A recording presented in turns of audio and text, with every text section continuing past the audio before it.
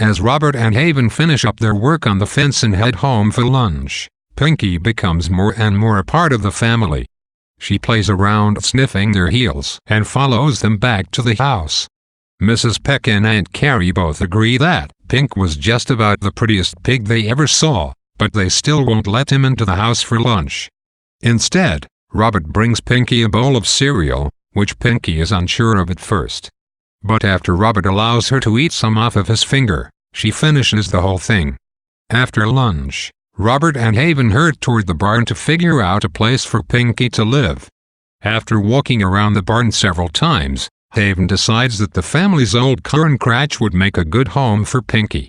Robert agrees but notes that the crutch is too close to the barn for the cows to be comfortable, and too heavy for Solomon, their ox, to move. Haven already has a plan, however, and explains that they will use a capstan to help Solomon move the crutch. Haven sets the plan in motion, and as the two watch it working, Robert begins to question his father about religion. "Papa, do you believe all the Shaker law?" he asks. Haven responds that he believes in most and that he is glad that they are written down in the Book of Shaker. Robert then asks how Haven could have read them since he could not read.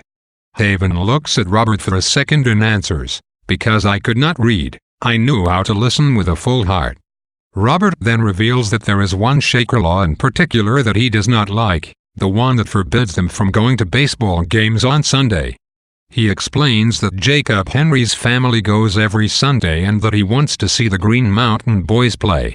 Robert thinks that the Green Mountain Boys, with their captain, Ethan Allen, are a baseball team because of a question on a history test that he had gotten wrong.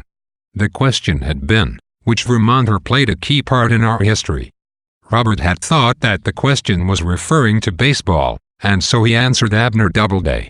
When the teacher, Miss Malcolm, was passing the test back, she had laughed at Robert and told him that the correct answer was Ethan Allen.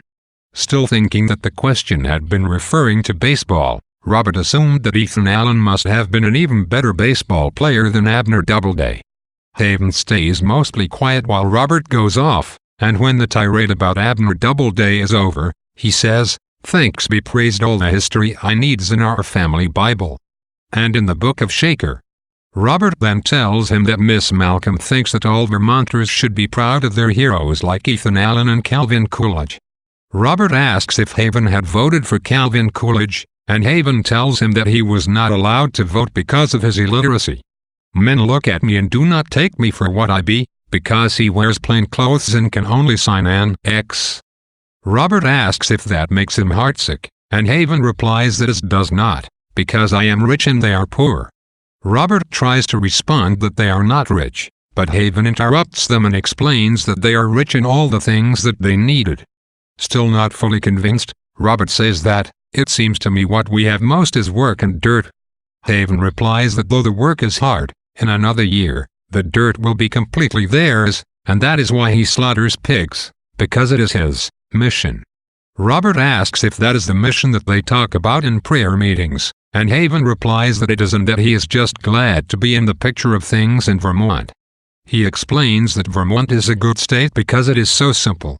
"We can turn grass into milk and corn into hogs," he expounds proudly. As they are talking, Solomon finishes moving the crutch, and Robert and Haven firm it up with some fresh wood. Robert throws down a layer of straw and spends the first night in the crutch with Pinky. With Pinky next to me that night, Robert exclaims, "I guess I must have been the luckiest boy in learning."